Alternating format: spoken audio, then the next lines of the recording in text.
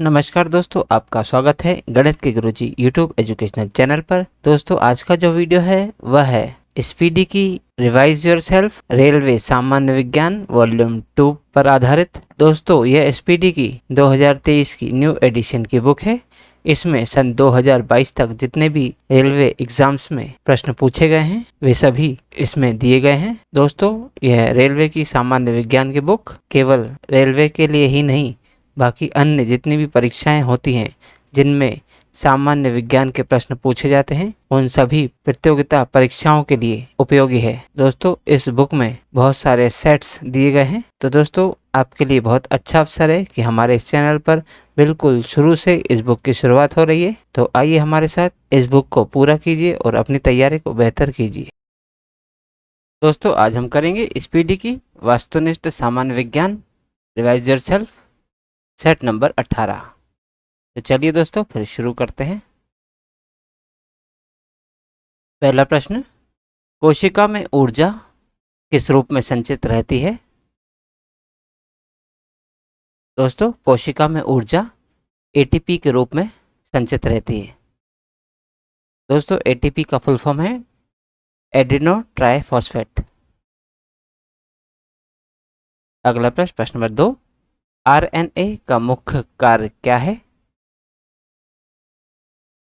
दोस्तों, आरएनए का मुख्य कार्य है प्रोटीन का संश्लेषण। दोस्तों, आरएनए का फुल फॉर्म है राइबो न्यूक्लिक एसिड। अगला प्रश्न, प्रश्न नंबर 3, मस्तिष्क ज्वर जिस जीव के कारण होता है वह कौन है? दोस्तों, मस्तिष्क ज्वर विषाणु के कारण होता है। अगला प्रश्न, प्रश्न नंबर 4, ईईजी का प्रयोग किस अंग की व्याधि के निदान के लिए होता है? दोस्तों, ईईजी का प्रयोग मस्तिष्क अंग की व्याधि के निदान के लिए होता है। दोस्तों, ईईजी का फुल फॉर्म है इलेक्ट्रोएन्सेफेलोग्राम। अगला प्रश्न, प्रश्न नंबर 5, घेंगा यानी गोइटर किस ग्रंथि के बढ़ने के कारण होता है? दोस्तों, घेंगा थायराइड ग्रंथि के बढ़ने के कारण होता है। अगला प्रश्न, प्रश्न नंबर 6, जिस पौधे में फूल या बीज नहीं बनते उसे क्या कहते हैं? दोस्तों, जिस पौधों में फूल या बीज नहीं बनते उन्हें क्रिप्टोगेम्स कहते हैं। अगला प्रश्न, प्रश्न नंबर 7, हेपेरिन का निर्माण किसके द्वारा होता है? दोस्तों, हेपेरिन का निर्माण रक्त कोशिका के द्वारा होता है। अगला प्रश्न, प्रश्न नंबर 8, सूक्ष्मतम जीवित कोशिका कौन है? दोस्तों, सूक्ष्मतम जीवित कोशिका माइकोप्लाज्मा है। अगला प्रश्न, प्रश्न नंबर 9, कवक में संचित भोज्य पदार्थ क्या है? दोस्तों, कवक में संचित भोज्य पदार्थ ग्लाइकोजन होता है। अगला प्रश्न, प्रश्न नंबर 10, सबसे मजबूत मांसपेशी किसमें पाई जाती है? दोस्तों, सबसे मजबूत मांसपेशी जबड़ों में पाई जाती है। अगला प्रश्न, प्रश्न नंबर 11, गोलाकार प्रोटीन का उदाहरण क्या है? दोस्तों, एल्बुमिन गोलाकार प्रोटीन का उदाहरण है। अगला प्रश्न, प्रश्न नंबर 12, डीएनए का संश्लेषण किस प्रावस्था में होता है? दोस्तों, डीएनए का संश्लेषण इंटरफेज प्रावस्था में होता है। अगला प्रश्न, प्रश्न नंबर 13, फूलों का अध्ययन किसमें किया जाता है? दोस्तों, फूलों का अध्ययन एंथोलॉजी में किया जाता है। अगला प्रश्न, प्रश्न नंबर 4, बुढ़ापे के अध्ययन को क्या कहते हैं? दोस्तों, बुढ़ापे के अध्ययन को जेरेंटोलॉजी कहते हैं। अगला प्रश्न, प्रश्न नंबर 15, यकृत यानी लीवर के अध्ययन को क्या कहते हैं?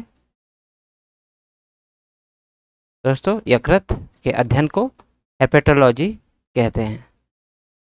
अगला प्रश्न, प्रश्न नंबर 16, मनुष्य के शरीर में सर्वाधिक पाए जाने वाला प्रोटीन कौन होता है? दोस्तों, मनुष्य के शरीर में सर्वाधिक पाए जाने वाला प्रोटीन कोलाजेन होता है। अगला प्रश्न, प्रश्न नंबर 17, लाइसिन क्या है? दोस्तों, लाइसिन एक अमीनो अम्ल है। अगला प्रश्न, प्रश्न नंबर 18, लाइकेन में पाए जाने वाला शैवाल प्राय किस रंग का होता है? दोस्तों, लाइकेन में पाए जाने वाला शैवाल प्राय नीला हरा रंग का होता है। अगला प्रश्न, प्रश्न नंबर 19, अधिकांश एंटीबायोटिक दवाइयाँ किससे बनती हैं? दोस्तों, अधिकांश एंटीबायोटिक दवाइयाँ बैक्टीरिया से बनती हैं। अगला प्रश्न, प्रश्न नंबर 20, यकृत यानी लीवर किस रूप में भोजन को संचित रखता है? दोस्तों, यकृत ग्लाइकोजन के रूप में भोजन को संचित रखता है। अगला प्रश्न, प्रश्न नंबर 21, केसिन प्रोटीन का सबसे अच्छा स्रोत क्या है? दोस्तों, केसिन प्रोटीन का सबसे अच्छा स्रोत दूध है। अगला प्रश्न, प्रश्न नंबर 22, तंत्रिका तंत्र के अध्ययन को क्या कहते हैं? दोस्तों, तंत्रिका तंत्र के अध्ययन को न्यूरोलॉजी कहते हैं। अगला प्रश्न, प्रश्न नंबर 23, कानों में कुल हड्डियों की संख्या कितनी होती है? दोस्तों, कानों में कुल हड्डियों की संख्या 6 होती है। अगला प्रश्न, प्रश्न नंबर 24, चेहरे यानी फेस में कुल हड्डियों की संख्या कितनी है? दोस्तों, चेहरे यानी फेस में कुल हड्डियों की संख्या 14 है। अगला प्रश्न, प्रश्न नंबर 25, सिल्क किससे प्राप्त की जाती है? दोस्तों, सिल्क कोकून से प्राप्त की जाती है। अगला प्रश्न, प्रश्न नंबर 26, जंतु जगत का सबसे बड़ा वर्ग कौन सा है? दोस्तों, जंतु जगत का सबसे बड़ा वर्ग आर्थ्रोपोडा वर्ग है। अगला प्रश्न, प्रश्न नंबर 27, पौधे का प्रजनन अंग क्या है? दोस्तों, पौधे का प्रजनन अंग फूल होता है। अगला प्रश्न, प्रश्न नंबर 28, किस रोग में रक्त का थक्का नहीं बनता? दोस्तों, हीमोफीलिया रोग में रक्त का थक्का नहीं बनता है।